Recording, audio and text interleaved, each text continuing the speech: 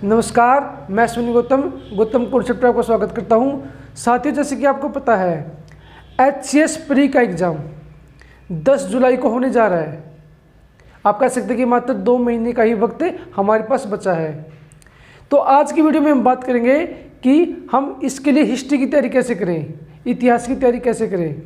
ठीक है, तो चलिए दोस्तों वीडियो स्टार्ट करते हैं। सबसे पहले तो आप ये जान लीजिए, हमारे पास बहुत लिमिटेड सा समय है, बहुत कम समय है HCS प्री के लिए, और हमें ज़्यादा रिसोर्स पर डिपेंड नहीं होना, ज़्यादा बुक लिस्ट के चक्कर में नहीं पड़ना। अगर हम ऐसा करेंगे तो हमारा समय ज़्यादा बर्बाद होगा और हमारे हाथ कुछ भी हासिल नहीं लगेगा। तो दोस्तों, अब सबसे पहले हम बात करते हैं जो एंशिएंट इंडिया है, इसकी तैयारी हम कहाँ से करें। क्या हमें ओल्ड NCERT पढ़नी है या न्यू NCERT पढ़नी है?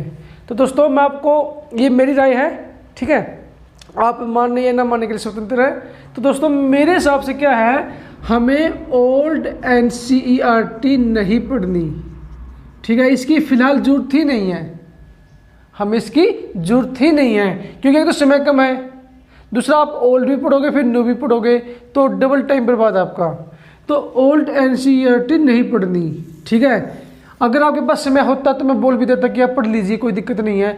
अगर आपने पहले से तैयारी कर रखी है ओल्ड से तो वो एक अलग बात है, आप पढ़ सकते हैं। लेकिन अगर आपने नहीं पढ़ी और अभी सोच रहे पढ़ने की, तो आपको ये नहीं पढ़नी।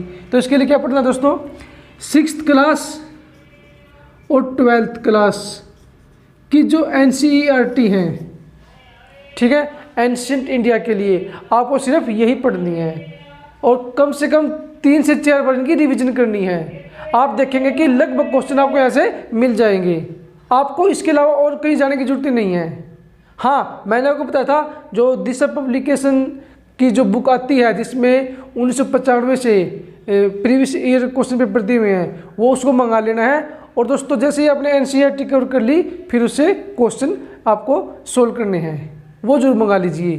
क्योंकि देखिए, हम पढ़ कितना लें, जब तक हमें ये नहीं पता कि क्वेश्चन किस तरीके से पूछा जा सकता है, उसका कोई फ़ायदा ही नहीं है। तो दोस्तों, आपको एंशिएंट इंडिया के लिए, ठीक है, या एंशिएंट हिस्ट्री के लिए आपको 6th और 12th की NCERT पढ़नी है, न्यू वाली। ठीक है, न्यू, ओल्ड की हमें जरूरत नहीं है फिलहाल। ठीक है, अब बात आते हैं मिडाइवल के लिए। ठीक है जी, मध्यकालीन भारत के लिए क्या पढ़ेंगे आप, उसके लिए भी आप 7th क्लास की NCERT और 12th क्लास की NCERT पढ़नी है।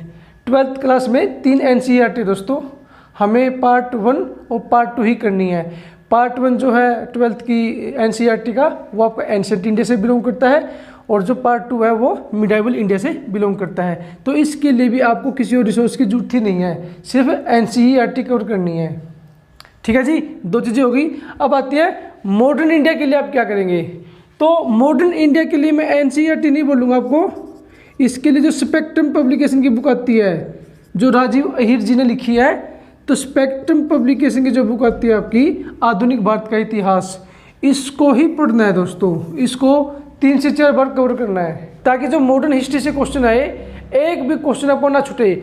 और ये बुक इस तरीके से डिजाइन की गई है कि मान लीजिए 8 क्वेश्चन आते हैं मॉडर्न हिस्ट्री से, मॉडर्न इंडिया से, तो मुझे इतना पता है कि शायद ही कोई क्वेश्चन जो आपको छूटे, ज़्यादा से ज़्यादा कोई एक क्वेश्चन हो सकता है जो आपको ना, तो लगभग आपके यहाँ से कवर हो जाएंगे।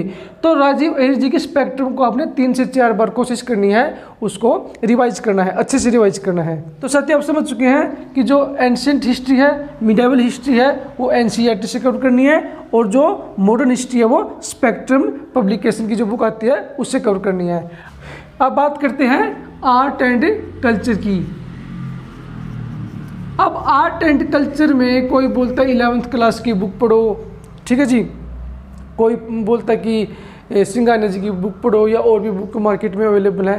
तो इस समय ज़्यादा बुक पढ़ने का हमारे पास टाइम नहीं है, ठीक है, खासकर आर्ट एंड कल्चर के लिए।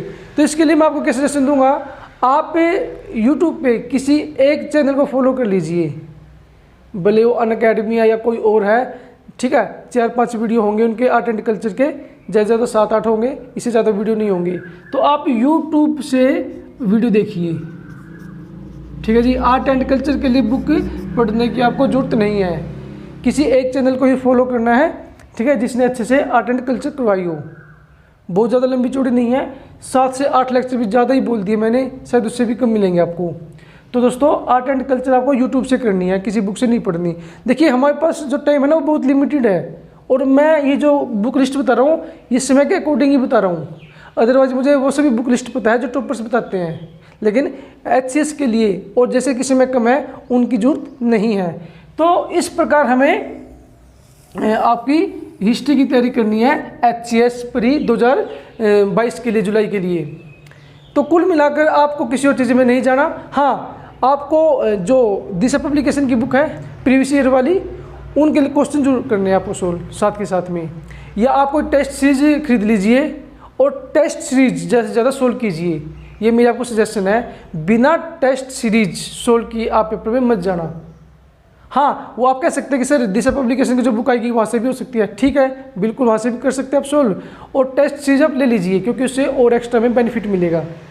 तो इस प्रकार आप HCS 2022 प्री की तैयारी कर सकते हैं। अगर फिर भी आपको कोई आइडिया तो आप कमेंट बॉक्स में जाकर पूछ सकते हैं। आज के लिए इतना ही, thank you, have a nice day.